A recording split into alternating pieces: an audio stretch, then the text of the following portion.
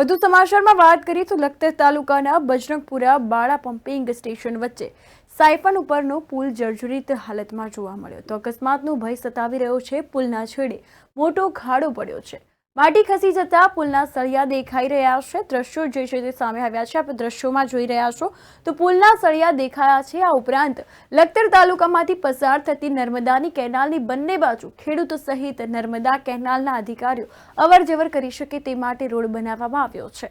તો કેનાલ પર એક બાજુના સીમ વિસ્તારનું પાણી કેનાલની બીજી તરફ જતું રહે તે માટે અનેક સાયફન બનાવવામાં આવ્યા છે। આ રોડ પર જેટલા સાયફન આવે તે તમામ પર પુલ એટલે કે નાળા બનાવવામાં આવ્યા છે। તો લખતર તાલુકાના બજરંગપુરા જવાના રોડ પાસેથી બાળા પમ્પિંગ સ્ટેશન તરફ જવાના રોડ પર આવેલ સાયફન ઉપરનું નાળું અત્યંત જર્જરિત હાલતમાં થઈ ગયું છે। સાથે નાળાને જોડતા રોડ પર મોટો ખાડો પડ્યો છે। દ્રશ્યો સ્પષ્ટપણે આપણે દેખાઈ રહ્યા છે। તો આ અંતર્ગત અકસ્માત થવાનો ભય પણ સતાવી રહ્યો છે। તો તંત્ર આ બાબતે ધ્યાન લે તેવી લોકમાંગ ઉઠવા પામી છે। તાત્કાલિક યોગ્ય સમારકામ કરાવે તે અત્યંત જરૂરી છે તેવું લોકમુખે પણ ચર્ચાઈ રહ્યું છે।